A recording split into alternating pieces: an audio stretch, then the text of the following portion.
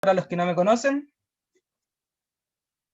Ahí sí. Me presento para los que no me conocen. Soy Agustín González, coordinador de la macrozona sur del MIES. Tengo 17 años y soy alumno de cuarto medio en el Colegio Alemán de Villarrica. ¿Ya? El día de hoy estaré guiando este conversatorio sobre el regreso a clases. ¿Ya? Nos acompaña Magdalena Vergara, directora ejecutiva de Acción Educar, abogada egresada de la Universidad de los Andes, con un máster en Derecho de la Universidad de Saint Thomas en Estados Unidos. En 2019 asumió la dirección ejecutiva de Acción Educar.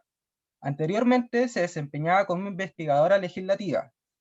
Es integrante del Consejo Asesor del Ministerio de Educación, Abramos las Escuelas 2020-2021, del Consejo de Evaluación de la Nueva Educación Pública y del Consejo de la Sociedad Civil de la Dirección de la Educación Pública. Además, participó en la Mesa Técnica para la Prevención de la Deserción Escolar y en la Mesa de Atracción a las Carreras de Pedagogía. En 2020 fue elegida como una de las 100 jóvenes líderes, reconocimiento otorgado por el Mercurio y la Escuela de Negocios de la Universidad Adolfo Ibáñez. Trabajó en Idea País como directora de formación y luego como directora de estudios. En 2012 fue presidenta del Centro de Alumnos de Derecho de la Universidad de los Andes. Bueno, ya poniéndonos un poco más en contexto, el 15 de marzo del año 2020, el presidente Sebastián Piñera anuncia la suspensión de clases presenciales por 2 semanas, ¿ya? Todo esto producto de la pandemia del COVID-19. Esto en un principio pareció ser como una especie de receso momentáneo por 2 semanas mientras se calmaban un poco el tema sanitario, pero terminó siendo para muchos una especie de pesadilla que ya se ha extendido por poco más de un año. Por eso que Magdalena nos viene acá a hablar sobre el retorno a clases, ¿ya? Y bueno, Magdalena, muchas gracias por venir. Muchas gracias a usted, Feliz. Qué bueno. Bueno, cuéntanos, ¿qué nos traes para este conversatorio? Ya, preparé un PowerPoint que les voy a ir compartiendo un poco para ir mostrando algunas cifras, algunas cosas. Así, denme un segundo para... estoy con permiso. El anfitrión... Ahí puedo. Ahora sí. Pantalla 2. Ahí ven el PowerPoint, ¿o no? Ahí se.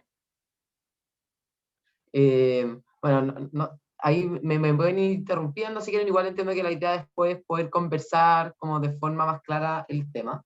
Pero yo voy a hablar un poco de la relevancia de los colegios, la situación que estamos actualmente en el país y algunos efectos que ya tenemos datos y evidencia respecto a lo que ha sido el cierre de los colegios.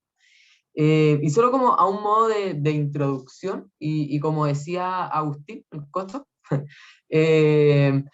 efectivamente, la decisión del cierre de los colegios por la pandemia es una situación que afectó de un minuto para otro a todos los colegios de Chile, bueno, a todos los países un poco que todos conocemos, pero es importante entender que esto fue de una manera muy abrupta, o sea, de un día para otro todos los colegios de Chile tuvieron que aprender a empezar a tener clases a distancia, a la virtualización, el ministerio tener que empezar a generar herramientas, insumos para todos los colegios, los profesores aprender en el fondo a cómo se entrega una clase de forma virtual, a tener que ir quizás a las casas de sus propios estudiantes para entregar ciertas guías, ciertas cosas. Entonces, realmente un como terremoto educacional, lo han dicho para otras cosas, pero efectivamente es una situación muy compleja al punto que generó que muchas instituciones internacionales se hicieran cargo un poco de esta situación, impulsando algunas medidas también para los distintos países. Y ahí empezar a resaltar algunas buenas prácticas, porque era algo que era desconocido para todos. O sea, nunca antes habíamos estado en una situación como esta. Y eso obviamente implica que no tienes nada como a echar mano para saber qué se tiene que hacer. Aquí era mucho de ir improvisando, de ir aprendiendo con la práctica y de ir un poco mejorando la situación que se tenía. Así que eso como muy a modo de introducción, pero un poco para partir este tema, entonces, la importancia, me parece importante entender cuál es la importancia de los colegios de las clases presenciales. Solo como hay un poco panfletario quizás, pero esto, el secretario general de la ONU, cuando empieza la pandemia, él dice que nos estamos enfrentando a esta catástrofe generacional que podría desperdiciar un potencial humano incalculable, minar décadas de progreso y exacerbar las desigualdades arraigadas. Un poco ese es el contexto cuando parte la pandemia al cual nosotros nos estábamos enfrentando.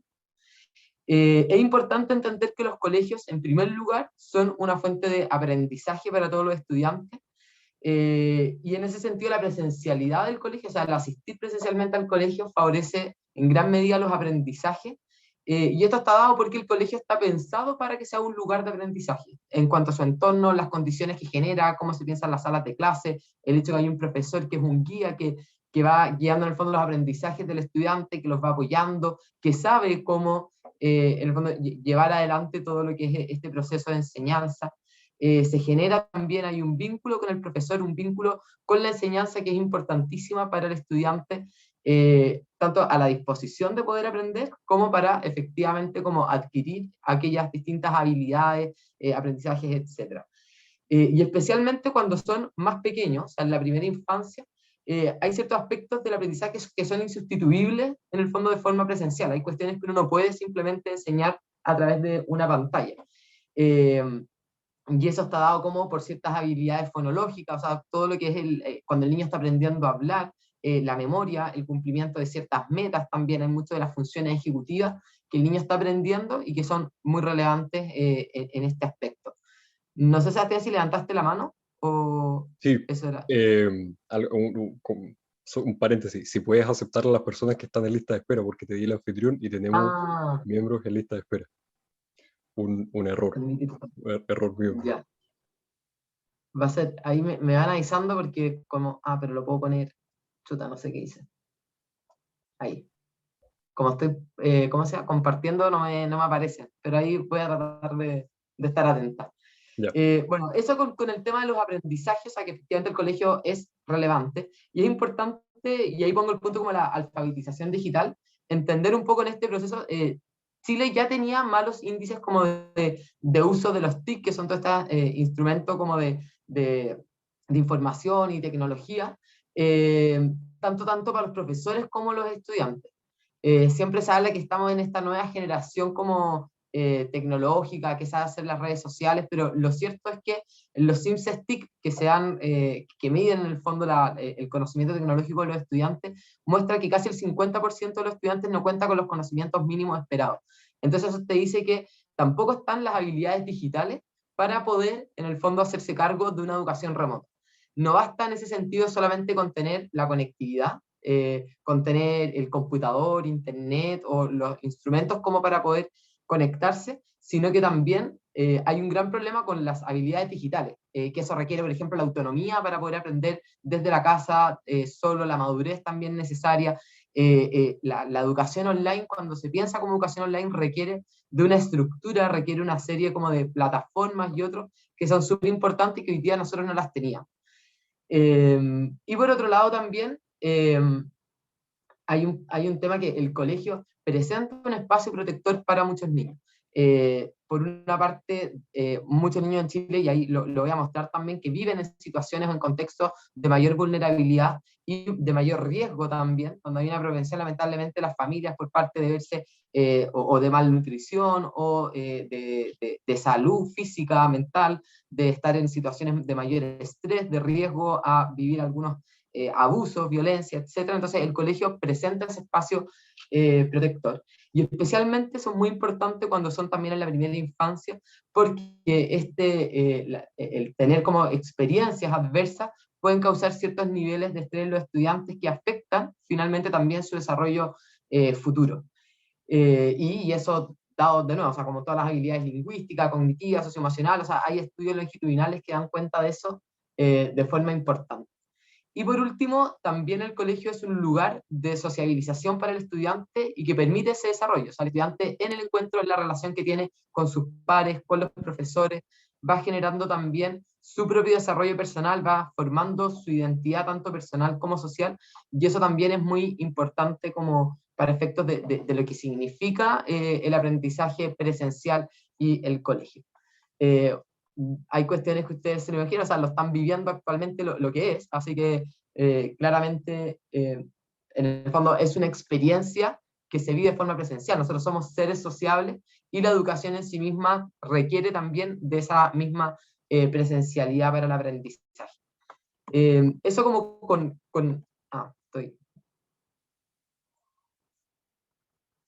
la parte como de la relevancia de la presencialidad, pero me parece importante entender cuando uno habla de por qué el colegio es un espacio protector, también las implicancias que tiene, cuál es la realidad de los niños y adolescentes en nuestro país hoy día, y esto un poco conforme a la CACEN 2017. Hoy día casi el 26% de los niños entre 0 y 3 años y el 29% entre 4 y 5 viven una situación de pobreza multidimensional. El 55% de los niños entre 0 y 5 años pertenecen a los 2 primeros quintiles de ingresos, es decir, a la población más vulnerable del país. El 37,6% de los niños y adolescentes vive en una familia donde el jefe de hogar no terminó la enseñanza media completa. Y si nosotros nos vamos a los primeros quintiles, esa cifra sube al 57%. Entonces, por otro lado, también el 13,4% de los hogares tiene algún grado de hacinamiento. Entonces, uno ve que cuando hablamos de una educación remota, las condiciones tanto del hogar, o sea, en esta situación de hacinamiento, si tú tienes el espacio adecuado, una mesa donde puedas trabajar, la posibilidad de acceso incluso a internet o al computador, el poder sentarse tranquilo, hacer la guía, son muy complejas. Y más aún cuando pensamos que no hay una persona tampoco que lo pueda guiar adecuadamente en su aprendizaje. De hecho, se ha dado una situación que no era menor, que muchos padres estaban aprendiendo junto con sus niños, porque estaban también a través de la pantalla, estaban recibiendo las clases, están participando, y eso no es menor. O sea, una profesora hoy día tenía que pensar la manera, por ejemplo, la guía de matemáticas la tenía que pensar para que el padre lo pudiera hacer, primero para que el padre la entendiera y pudiera entregarle las instrucciones al niño. Pero incluso eso, si un padre no sabe, por ejemplo, leer o escribir bien o no entiende adecuadamente, se hace muy difícil, y eso va obviamente aumentando cada vez más las brechas también del aprendizaje. Entonces creo que estas realidades son importantes de tenerlas presentes cuando nosotros discutimos si tenemos o no que volver a clases presenciales, o el valor que tiene el colegio en la educación del niño. Yendo un poco a la situación país y poniendo el contexto en el que estamos, el año pasado, o sea, este año, a principios de año, el gobierno presentó como un plan de retorno y le pide a todos los colegios que, bajo ciertas orientaciones, entregaran unos planes de retorno. En el fondo, tenían que estar preparados frente a la situación que se venía para el año 2021, pensando que la regla general debía ser la presencialidad, un poco atendiendo a toda esta situación que estábamos viviendo. Entonces, al 5 de febrero, todos los colegios en Chile, todos los establecimientos presentaron sus planes, y que obviamente este retorno estaba basado en que tenía que ser un plan que fuese flexible, que fuese voluntario para los padres y que fuera gradual. Los principios de este plan es que la escuela pensaba como un espacio rector, el bienestar socioemocional de la comunidad escolar. De hecho, los primeros días de clases presenciales, lo que se busca en primer lugar es dar esa contención al niño y trabajar la parte socioemocional y afectiva. Se han entregado orientaciones importantes en general a los colegios en eso.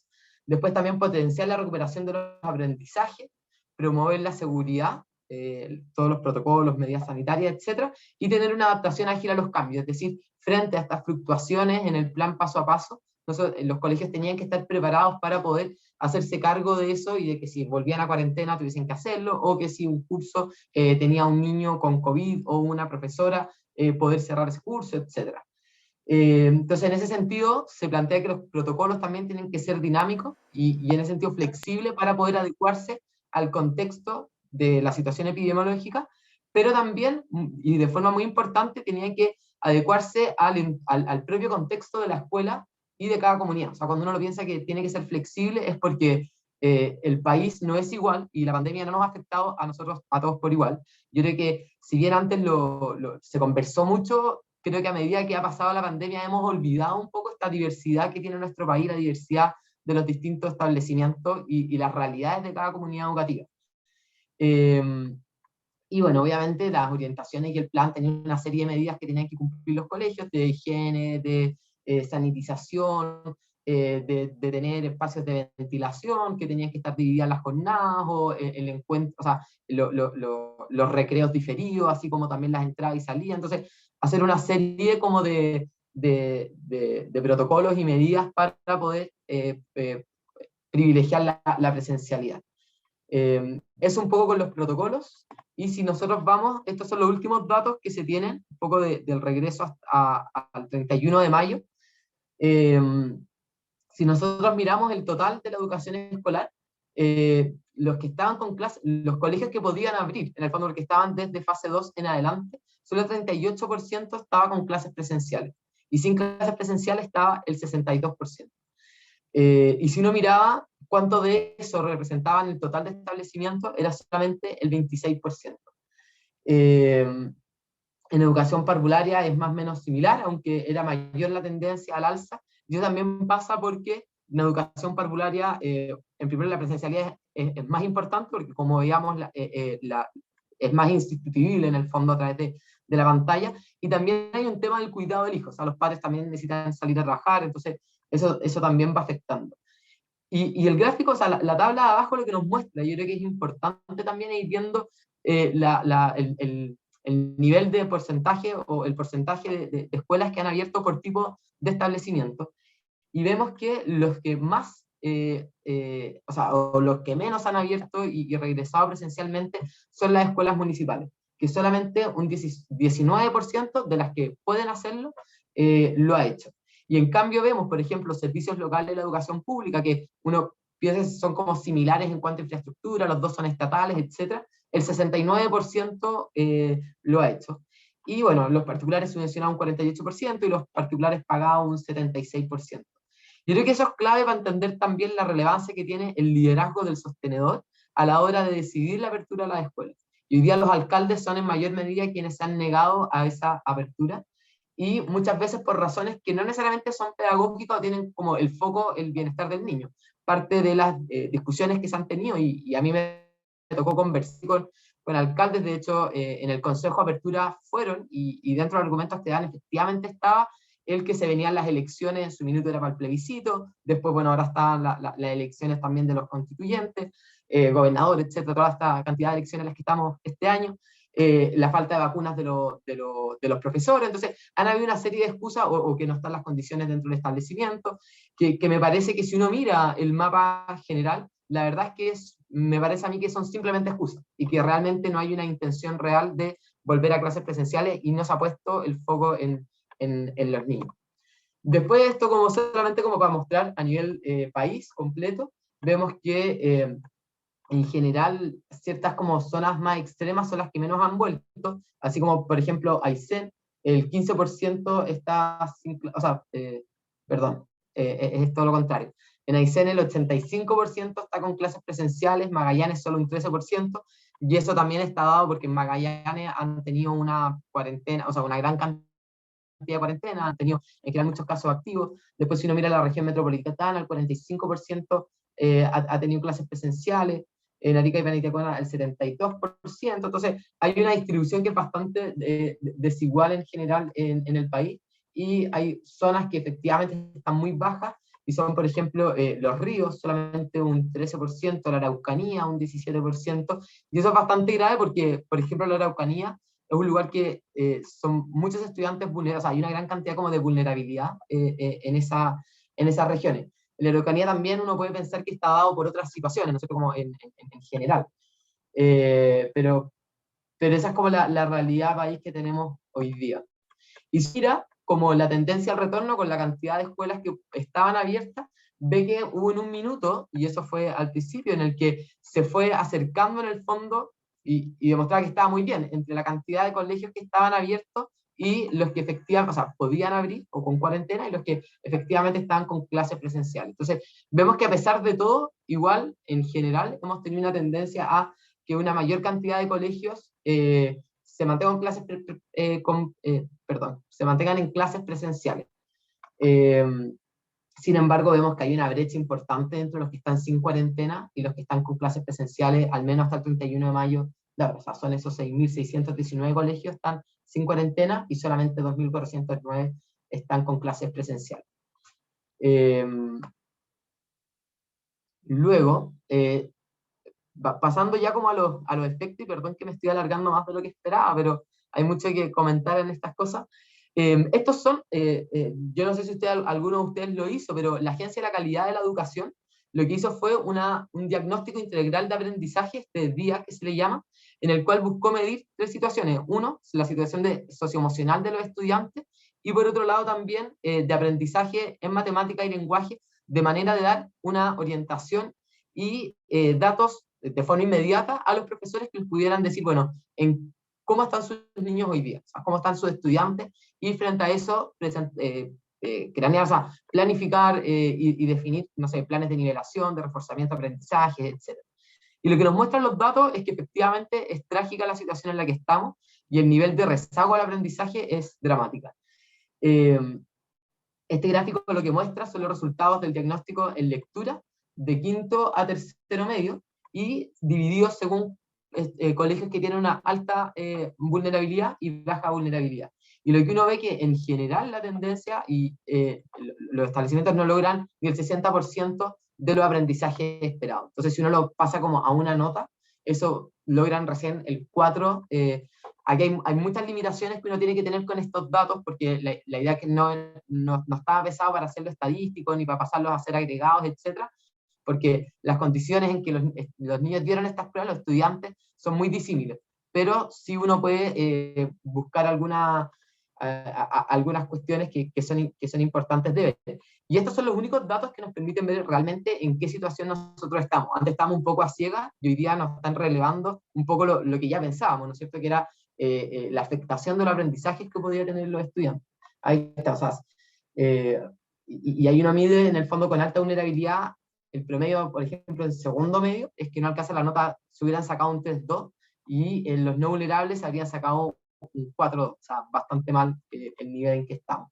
Y la situación es aún peor en matemáticas. O sea, si uno mira y pone en el caso de segundo medio, los estudiantes vulnerables hubieran sacado una nota un 2.4 y los no vulnerables un 3.3, o sea, todos, por así decirlo, en promedio rojo.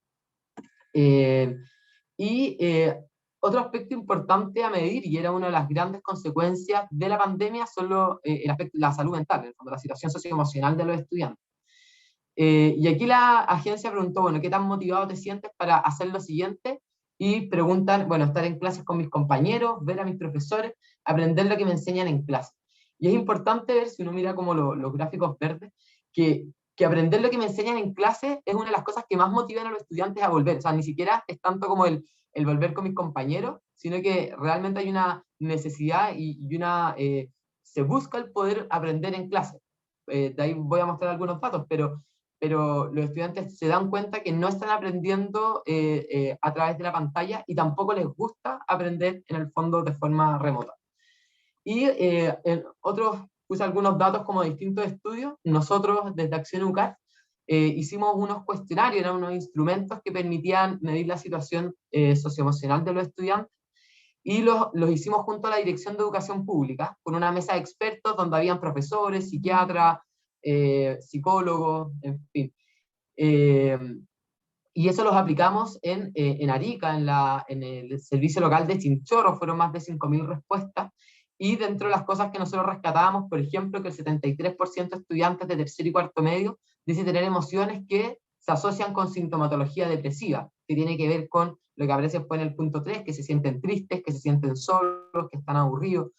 Después, cuando nosotros medimos la situación de los estudiantes de educación parvularia, ahí hicimos cuestionarios que podían ser respondidos tanto por los padres como por los niños a través de dibujos y otras cosas.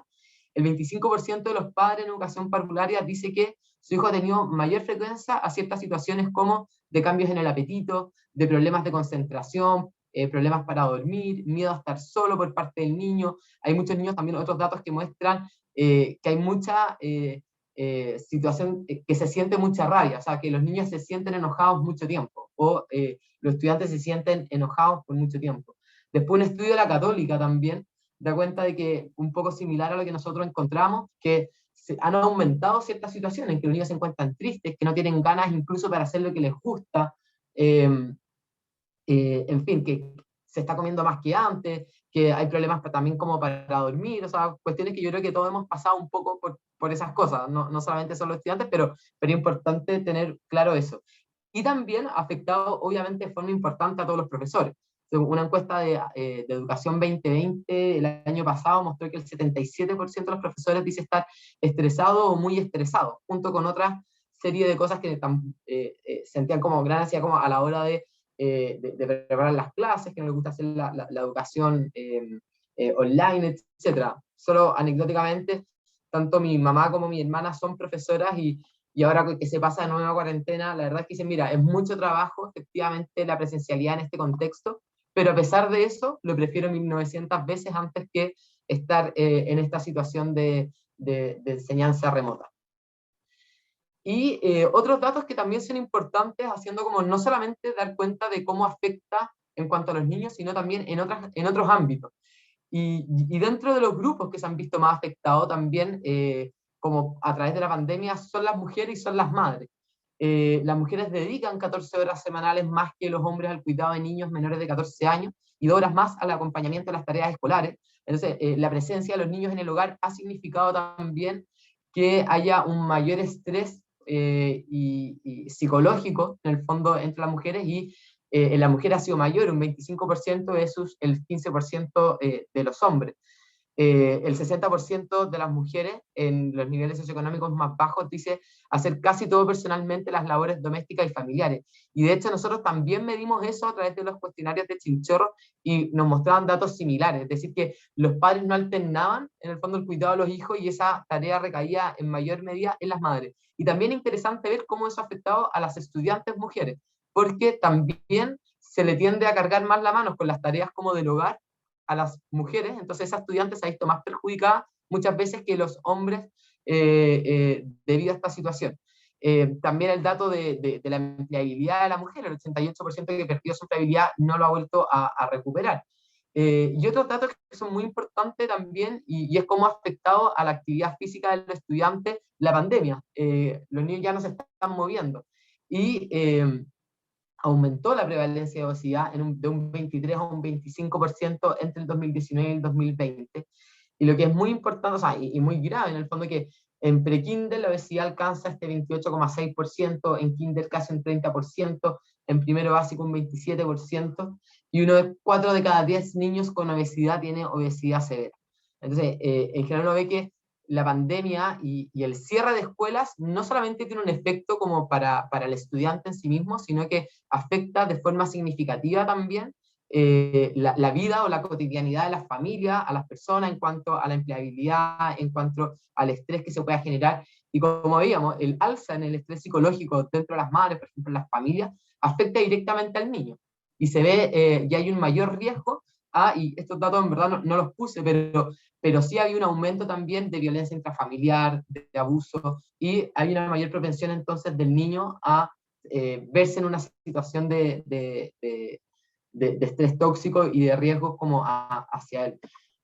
Eso es todo, solamente un dato más, a propósito que no lo puse, pero los datos como evidencia epidemiológica, lo que he dado cuenta es que hay una mayor cantidad de contagios fuera de los colegios que dentro de los colegios, porque el seguimiento de medidas, de protocolos de salud en el fondo son primordiales, o sea, son importantísimas para reducir el riesgo de contagio.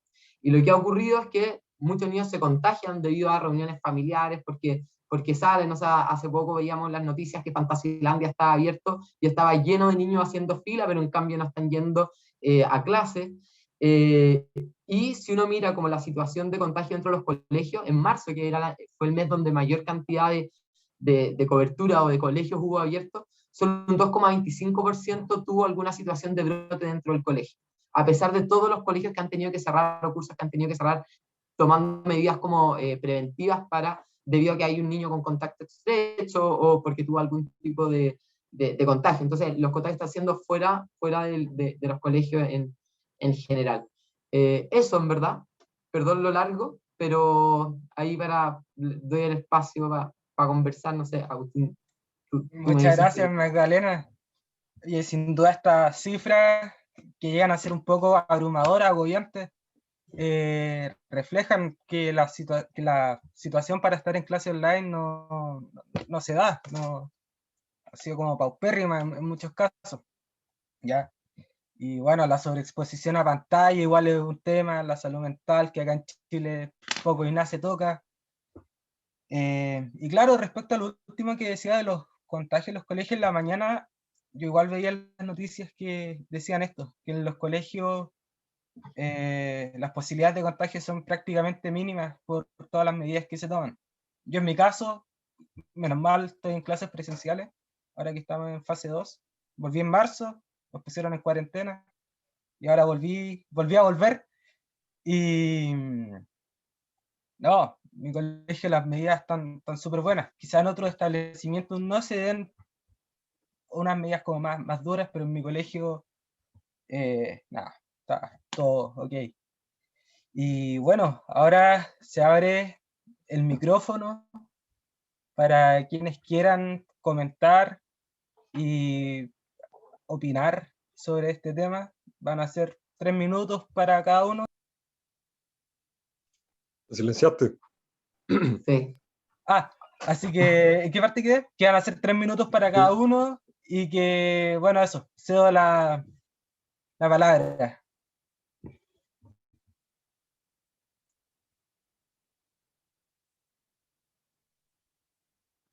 ¿Le doy nomás?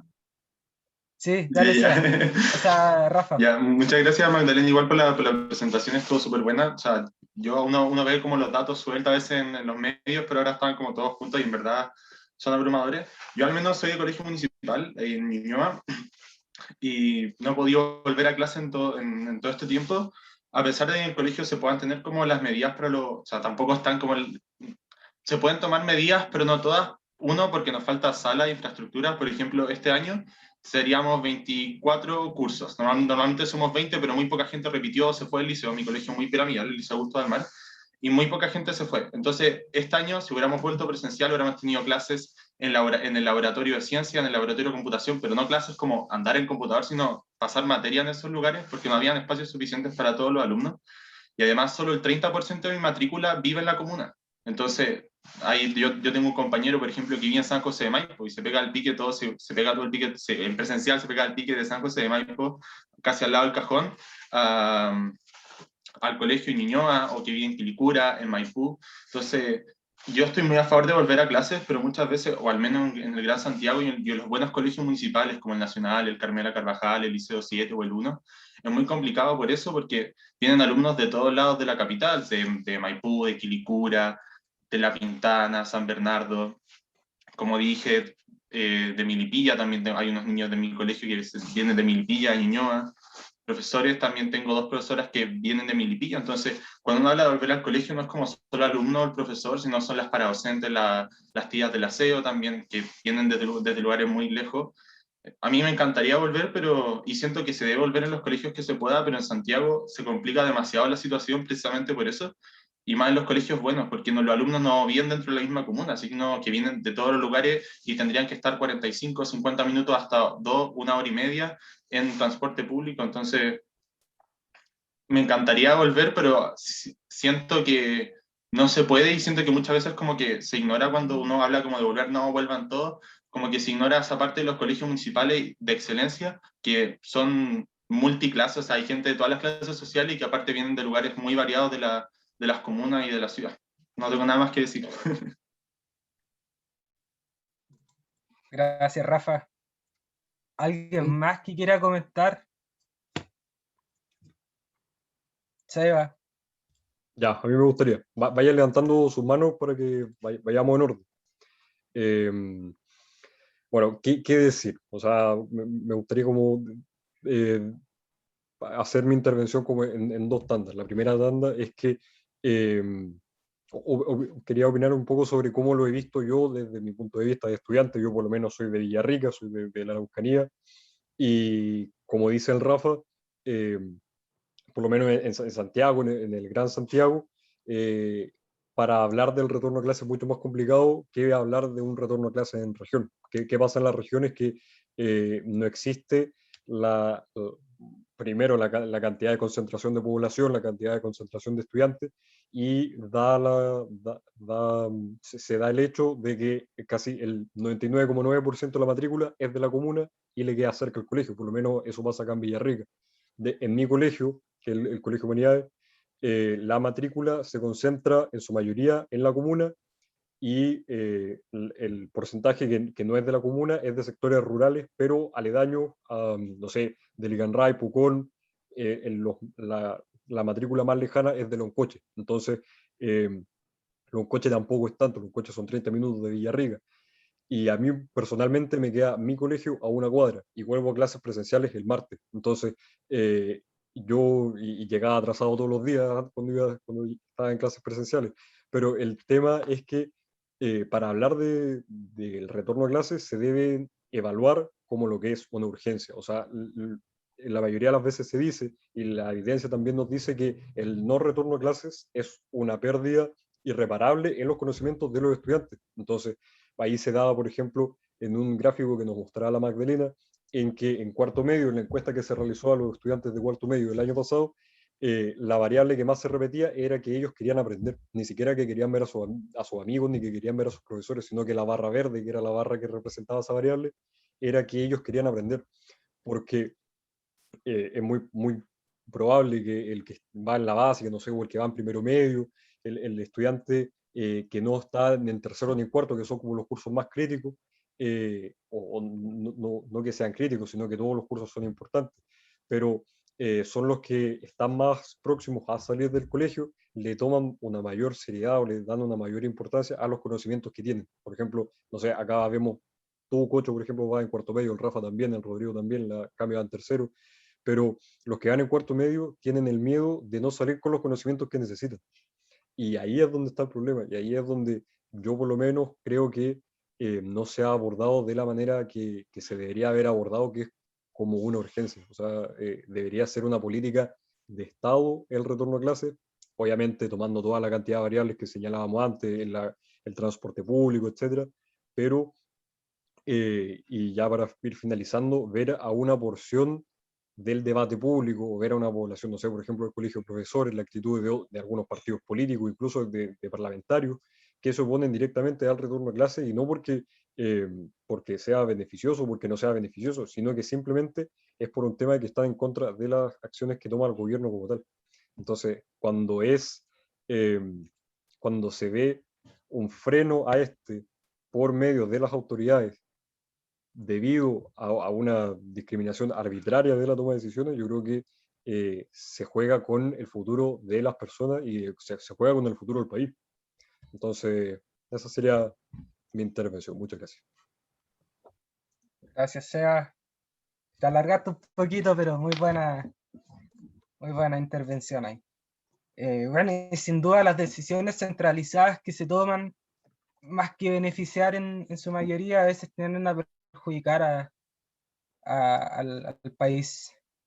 Y bueno, yo no veo las manos levantadas acá, no sé si hay gente con la mano levantada que quiera agregar, opinar algo. Rodrigo. ¿Hay? Ya, Rodrigo. Hable nomás. Okay. Gracias, Cocho. Oye, muy buena la presentación, Magdalena. La verdad, está muy buena. Los datos, todo increíble. O sea, no increíble los datos, sino cómo lo presentaste. Me parece bastante menos el otro. Sobre el tema del regreso a clase, yo creo que hay 2 puntos. Oh, se cortó el internet. ¿Se escucha? Apaga la cámara mejor y te escuchamos. A mí me puede decir sí. Ya, ok. ¿Me escuchan ahora bien? Sí, ahora sí. Ya. O sea, yo creo que en el punto de la educación en sí, porque esto es un punto crucial para la educación, hay dos como factores que yo creo que son claves, que tenemos primero el contexto, que es lo que comentaba Sebastián y lo que ha comentado Rafael, que hay que evaluar en cada establecimiento si es posible la vuelta a clase o no, pero yo creo que hay otros factores, porque la crítica hacia la educación online desde el último tiempo se ha tornado una más destructiva más que una constructiva. ya que obviamente los datos son devastadores aquí. Nadie dice lo contrario, pero aquí nadie dice que la educación online que estamos haciendo hoy en día no tiene nada que ver con la que era hace 2 años. La educación online se basaba en que era flexible, uno podía ver una clase cuando le daba la gana, no hacer un Zoom online que tenías que estar a tal hora y si es que no tenías que descargar un archivo completo. Eso no, eso no era educación online. Y hay muchas empresas que han hecho educación online, que son ya casi universidades online, y han hecho un trabajo yo creo que excelente. Y yo creo que eso aquí en Chile no se ha hecho bien. Y más que es repudiar la educación online, es decir, no, vamos a ir a presencial y la vamos a abolir nunca más en la vida. Yo creo que hay que hacer varios cambios y también en el sistema educativo que hay hoy en día, pero más que eso, el contexto para la vuelta a clase y por favor innovar con este tema de la clase online porque es algo con mucho potencial, pero se desaprovechó lamentablemente. Claro, sin duda el sistema online en su momento, hablando antes de la pandemia, era como una alternativa para aquellos que preferían tener una educación más flexible, pero bueno, ahora se transformó prácticamente en la única opción. Y no sé, ¿quién más quiere acá opinar? Hablar, Seba, anda diciéndome. Sí, o sea, vayan levantando su mano los que quieran, los que quieran dar su opinión. No sé si también Magdalena quiere hacer algún comentario por mientras alguien se anima sobre lo que hemos hablado también. Si puedo comentar algunas cosas Sí. que fui notando ahí de lo que decían. Yo creo que de lo que han dicho hay que rescatar varias cuestiones. Lo primero, y lo comentaba al principio, que la pandemia requiere hacernos cargo de esta educación, en el fondo, de que cada colegio, cada comunidad educativa es distinta. Y en eso poder tomar decisiones, en el fondo, contextualizadas a tu realidad, y el diálogo que se forma entre las distintas comunidades, creo que es muy importante para asumir este inmenso desafío en el que estamos hoy día.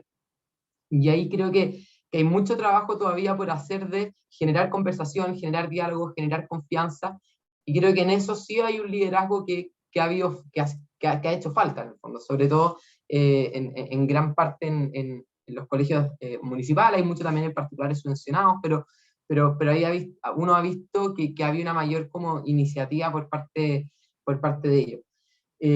Y eso también, atenderle un poco a lo que comentaban, no me acuerdo si fue Rafael también, profesor Sebastián, como de que, claro, cada colegio va a tener distintas características, va a tener cierta infraestructura, va a tener familias que viven en uno u otro, pero aquí tenemos que, y por eso es tan importante que la política haya sido flexible. Es decir, nosotros vamos a dar orientaciones generales, pero esto tiene que adaptarse a cada realidad.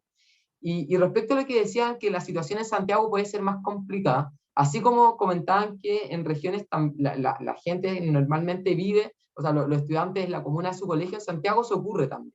Y la mayoría de las personas viven en la misma comuna en la cual van al colegio. Y si bien hay algunos que son personas excepcionales en los casos, por ejemplo, de lo que ocurre con los liceos emblemáticos, que son ¿cuántos? 7 en Santiago, son un poco más, pero son casos excepcionales que obviamente uno tiene que atenderlos como caso excepcional. Y yo creo que de todas formas uno puede buscar alternativas quizás para poder ir yendo como a la presencialidad, haciendo quizás priorizando ciertos grupos, priorizando aquellos estudiantes que les ha afectado más, que no se han vinculado nunca, que nunca han tenido algún tipo de conexión, por ejemplo, que están faltando o que no están realizando la guía, estudiantes los de cuarto medio, tercero medio también, que se han visto, que han notado al menos y están expresando una mayor afectación respecto a la pandemia, no así en estudiantes más pequeños, que nosotros pensamos, bueno, los estudiantes más pequeños se van a ver más afectados porque tienen menor autonomía y capacidad para poder aprender online, pero lo que hemos visto es que ahora se están mostrando mucho más una afectación en estudiantes más grandes y esas ganas de poder ir a estudiar presencialmente. Entonces, creo que hay maneras, por ejemplo, cuando un colegio no tiene la cantidad de clases, en todo caso yo conozco un montón de colegios que han ocupado todo lo posible, o sea, hasta el invernadero si es que tienen, están haciendo clases, porque tenemos que dar esa prioridad y como decía, tenemos una urgencia. Entonces, todas las opciones que tenemos las tenemos que saber usar. Nosotros en su principio, en un minuto, estuvimos trabajando mucho con distintos colegios, apoyándolos como entre pensar los protocolos, pensar algunas medidas, cómo hacerlo, y veíamos, oye, si dada la situación en la que estamos, tenemos que usar el gimnasio municipal para poder tener clases, bueno, hay que usarlo. Hay muchos colegios que están haciendo clases fuera de la sala, o sea, en los jardines, cuando tienen esa opción. Entonces creo que tenemos que echar un poco también a andar la creatividad para ver esto y como decía, como entender que es esa urgencia en la que estamos. Y lo otro y el último comentario, ahí les dejo, ¿no? Como a propósito de la educación online, yo creo que aquí había un esfuerzo gigantesco por parte de muchos colegios, profesores, por parte del Mineduc también, en levantar de un día para otro, o sea, esta plataforma TV Educa, la educación a través de la radio, entregarle guía a todos los colegios, seguir manteniendo las canastas de alimentos, o sea, hay muchos aspectos. Pero efectivamente, la educación online por sí misma requiere de muchas otras cosas, requiere ciertos conocimientos, competencias, de una estructura, de una planificación, que hoy día no es necesariamente lo que tenemos. Y ahí creo que obviamente falta, pero no es como que uno le puede echar la culpa, en el fondo nunca lo pensamos así. Y yo sí creo en todo caso que obviamente hay que seguir mejorando, hay que seguir trabajándolo.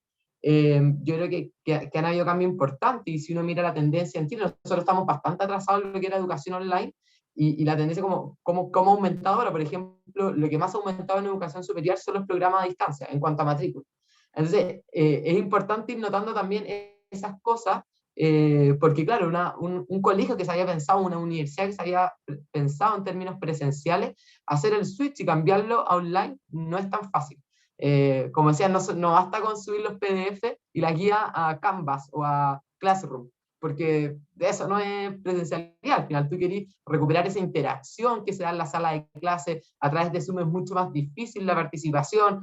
Esto mismo de todas las pantallas apagadas, hay estudios que están mostrando cómo al profesor le ha afectado el tener que hacer clases con las pantallas apagadas.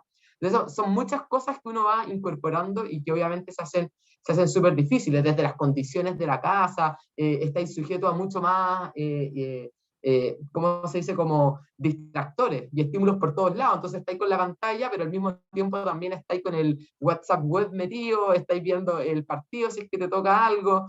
Entonces estáis con 900.000 cosas viendo, que están apareciendo, viendo el video de YouTube, porque con el micrófono apagado no pasa nada. Entonces, esas cosas también yo creo que es importante tenerlas, y cuando uno o el padre escogió anteriormente la educación online para su hijo, era porque también había una planificación de la casa o había una cierta madurez de ese niño o un acompañamiento de esos padres para poder hacerlo. Pero entre hacerte cargo de que, oye, hay que hacer el almuerzo, hay que poner la mesa, el hermano chico está gritando al lado, que el otro también está con clases presenciales, hay un solo computador en la casa. Entonces, son muchas cosas que obviamente van afectando y que no son todas posibles de resolver, en el fondo. Esa situación no es posible de resolver. Entonces, frente a eso, yo creo que sí tenemos que buscar la posibilidad de volver a clases presenciales, para mí, lo antes posible. Obviamente, con todos los bemoles que dije del contexto de cada uno y la realidad de cada uno. Claro, o sea. Oye, Magdalena, y tengo una duda respecto a las posibles brechas que se generen con todo este tema de las clases online, que, por ejemplo, cierta gente tiene más acceso a Internet o a más medios para conectarse. Respecto a eso, ¿qué nos puedes decir? Sí, o sea, uno de los grandes problemas de la pandemia, creo yo, efectivamente es ese, que se aumentan de manera significativa las brechas. De hecho, con los resultados que veíamos del día, o sea, habían brechas de hasta 10 puntos porcentuales de diferencia entre uno y otro. Un punto, como veíamos en matemática, que uno se sacaba el 3,2 y el otro el 4,2, o sea, en distintos colegios.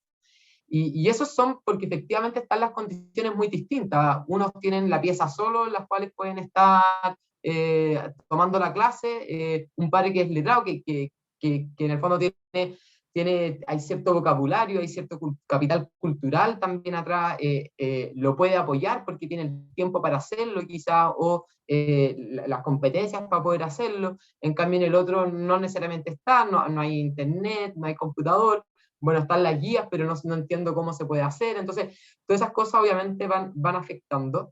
Y el problema de las brechas es cómo eso también se va replicando hacia futuro. Eso afecta finalmente la posibilidad de acceder a educación superior, de acceder a ciertos trabajos, tu salario futuro.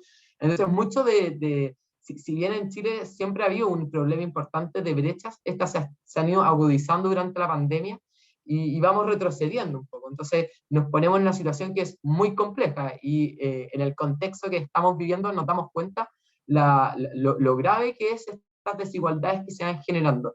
Y ahí hay un punto, creo yo, cuando uno piensa en la educación o el retorno a clases presenciales, en garantizar realmente el derecho a la educación también. Yo creo que ese es un tema súper importante y que de repente se nos olvida un poco.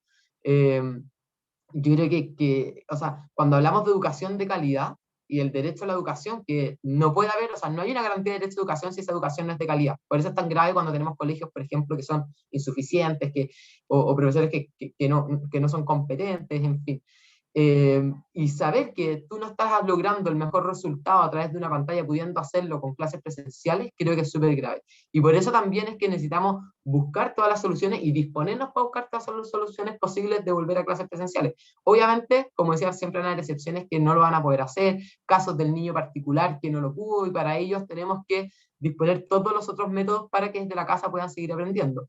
Pero dadas las brechas que se están generando, dado todos los problemas que comentaba antes, me parece que es importantísimo el volver, porque solo la presencialidad en el fondo es la que te puede resolver muchos de esos problemas. Claro, muchas gracias. José, no sé cuál José tenía algo que Soy yo. decir. Primero que todo, muchas gracias Magdalena por tu presentación, muy buena. Y en lo personal, y según mi experiencia, yo creo que esto viene desde el estallido, por lo menos yo acá soy de La Florida, entonces cuando ocurrió el estallido, lo que pasó es que cerraron los colegios. Y yo creo que desde ahí hay una falta de contenido importante con estudiantes. Y en mi caso, por ejemplo, cerraron el colegio, después abrimos como 2 semanas, y ¿qué pasó? Que empezaron a entrar a los colegios y todo, y a mi colegio le pasó que rompieron la reja. Y bueno, la reja quedó tirada y todo, y resulta que desde ahí no tuvimos más clases. Hasta el siguiente año fueron 2 semanas de clase y pandemia. Y yo creo que hay que juntar esas dos situaciones y darse cuenta que hay una falta de contenido que dificulta el aprendizaje para el estudiante. Y yo estoy absolutamente a favor de volver al colegio, aunque en lo personal en mi colegio se han dado muchas facilidades, han estado ahí, han sido un colegio presente, los profesores sobre todo, pero hay otros colegios que no. Entonces yo lo veo por ahí, que hay una falta de contenido que quizás a mi colegio le pasó eso, que claro, le rompieron la reja y todo, y a un montón de otros colegios más desde el estallido social, que el estudiante no puede tener una educación como corresponde. Entonces yo creo que viene desde antes y no tan solo de la pandemia. La pandemia lo que ha hecho es empeorar todo esto de lo que venía, que incluso nosotros íbamos a tener semanas de introducción porque no completamos todos los contenidos. Casi, bueno, nos faltaron algunos. Y como que igual no pudimos hacerlo. Y después de la pandemia estuvimos un mes sin clase aproximadamente, igual que todos los otros colegios. Y bueno, igual mi colegio sí ha tenido, por ejemplo, horario ya establecido y de ahí todo normal. Y bueno, eh, ha sido bueno en esa parte online. Pero yo creo que hay que volver a los colegios porque urge eso, la falta de contenidos que tenemos, por ejemplo, como cuarto medio, que ahora vamos a ir a la universidad, la gran mayoría, eh, urge eso de la falta de contenidos porque quizás los estudiantes no se sienten preparados para su vida universitaria. Y eso, me ha parecido también un punto que tocaron, no sé, sobre la obesidad, que ya los jóvenes y niños no se mueven porque están encerrados en las casas y dificulta, ¿cómo se llama? Dificulta hacer el ejercicio, ¿cierto? Aunque ya sabemos que el gobierno da una hora de hacer deportes que al final no creo que en esta situación de estrés que vive el estudiante, que tiene tantas tareas que hacer, vaya a salir a hacer ejercicio. Entonces, claro, también eso también es un factor que hay que ver. Y bueno, hay muchos otros factores, la desigualdad, etcétera, pero eso, y que online también se dificulta el aprendizaje para algunos. Quizás para algunos les puede servir, pero hay muchos estímulos, como también dijo Magdalena. Hay muchos estímulos y que uno le hace desconcentrarse. Así que eso. Muchas gracias. Muchas gracias, José. Mira, ahí el Rafa puso un mensaje que hay niños que en el 2019 solo tuvieron 5 o 6 meses de clases por el paro de profesores y el estallido. Literal que un niño en séptimo del año 2019 ahora está en primero medio con deficiencias desde séptimo básico. O sea, se nota harto ahí. ¿Alguien que quiera dar una última intervención ya en honor al tiempo para ir cerrando? Entiendo que José Pablo está con la mano levantada, ¿no? Sí, Sí. ahí en el chat debe estar Sí, algo Rafa, muy, ya, muy, José. muy cortito, muy cortito. Sí, estoy de acuerdo en general con casi todas las cosas que han mencionado, y quería agregar algo en realidad, que está implícito, pero que igual es bueno mencionarlo tal como es, que es el tema de las pantallas, que es estar literalmente desde las 8 hasta las 7, al menos en el caso de las personas que estaban en cuarto medio, estar casi 12 horas frente a la pantalla. Y a menos que la persona haga deporte o sea muy disciplinada, es estar realmente 12 horas frente a la pantalla. Ya sea que la persona esté preparando los estudios por su cuenta, que tiene que tener los contenidos online, porque no los tiene en físico, o si está en preuniversitario, es realmente estar desde las 8 hasta las 8. Y solamente pausas para ir a comer. Entonces, en tema de salud emocional, ya hay una baja muy grande en los estudiantes, y cuando un alumno toca fondo y después se le dice, oye, tienes que estar a las 8 de la mañana para ir al colegio, y después tienes que estar desde las 2 hasta las 7 haciendo preu o estudiando por tu cuenta para preparar la prueba, es una situación demasiado deprimente. Y una cuestión que yo creo una realidad de demasiados estudiantes actualmente, por lo menos en cuarto medio o en tercero medio, que si no hay retorno que fomente esa interacción entre los estudiantes, se va a mantener, y realmente yo creo que los resultados PSU se va a poder reflejar. Y tanto contenido como resultado, como salud mental, se van a ir prolongando estas brechas sobre todo, y no sé hasta qué punto pueda llegar. Entonces, no sé también cuál es la visión respecto a ese tema de Magdalena. Sí, mira, yo creo que tocaste un punto clave, que es el tema de la exposición a las pantallas. Eh, y bueno, o sea, y parte como de efectivamente también el que está sentado todo el día. O sea, ustedes dicen, a mí me pasa lo mismo, de las 8 de la noche hasta ahora, o sea, de las 8 de la mañana hasta, vamos, las 9, después hay que terminar otras cosas, terminar los mails, etcétera. Está ahí el día entero sentado, teniendo Zooms, uno tras otro, de reunión tras reunión, que ahora son seguidas. Antes te daba ahí una hora, media hora para moverte de un lugar a otro. Ahora es desde las 12:01 partir con la siguiente reunión, que terminó antes de las 12. Entonces, hay muchas cosas, pero sí hay un tema de la exposición hacia las pantallas que es bien importante, y que de hecho cuando se habla mucho, y voy a súper cortita, se habla mucho de que la tecnología llegó para quedarse. Es decir, como si ahora toda la educación va a ser, o vamos a tener solo clases online, o todo a través de pantalla.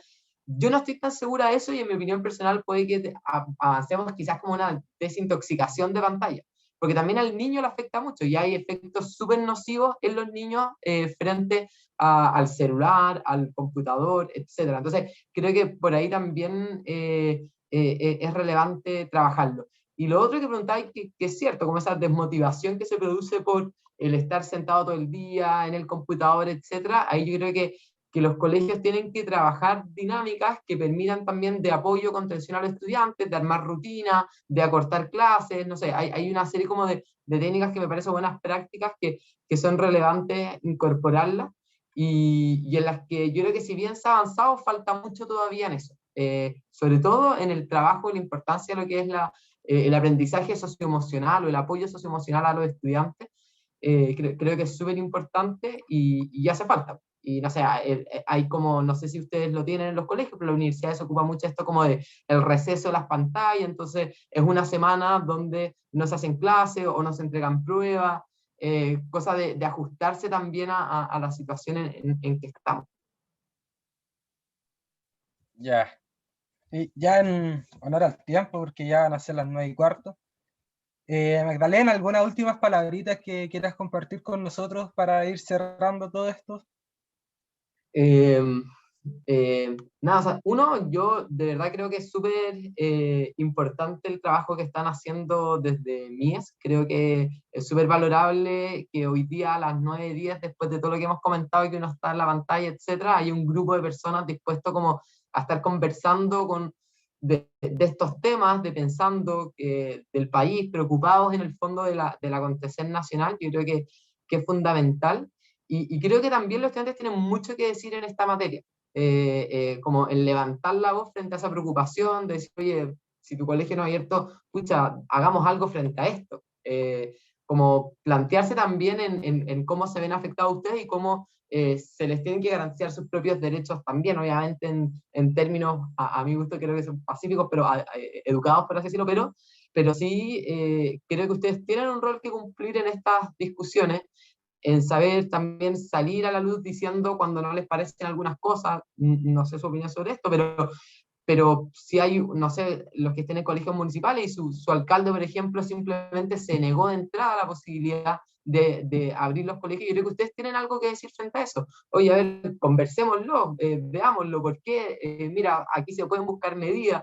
Eso, y bueno, obviamente se viene una discusión importante a futuro, eh, que donde creo que dice mucho la manera en que nosotros estamos enfrentando esta pandemia y la situación como de los estudiantes, en cómo también estamos teniendo esta mirada. O sea, parte de la crisis política que estamos viviendo, creo yo que es una crisis social precisamente por estas cuestiones, por cómo estamos tomando esto, por cómo politizamos los temas, reducimos ciertas discusiones, panfleteamos todo. Entonces creo que esto hace mucha falta, así que nada, pues muchas gracias por la invitación en realidad. Eso. Tomen una fotito para dejar en recuerdo de este conversatorio. Los Sí, que puedan prender sus cámaras, que las prendan. eso, vayan activando sus cámaras, por favor, para que tomemos la foto. Igual esto queda grabado, o sea, lo vamos a subir al canal de YouTube para que después todos podamos verlo de nuevo. Así que Perfecto. los esperamos. No sé si alguien más quiere prender su cámara de aquí, sin vergüenza. Yo sé que Samu puede activar su cámara. Yo sé que el sabor puede. Todo se nos fue alguien. Así que la vamos a tomar nomás. Así que a la cuenta de 3, así con Anita Míes. con la mano así. Así que. ¿Al con la mano así? Sí. A la cuenta de. O alguien se metió, se desordenó todo ya. Ahora sí, a la cuenta de 3. 1, 2, 3. Así que, bueno, muchas gracias. Magdalena, muchas gracias por nuevamente compartir con nosotros y darle las gracias a todos ustedes que pudieron darse un tiempito acá, casi una hora, poco más de una hora diría yo, por estar acá. Así que nada, que tengan un buen término de semana ya, mañana viernes. Así que nada, les mando un abrazo a todos ustedes. Y Magdalena, muchas gracias nuevamente por todo. Gracias a ustedes, que estén muy bien. Chao. Chao. Ya nada más. Chao, Gracias. Que estén muy bien. Chao. Gracias.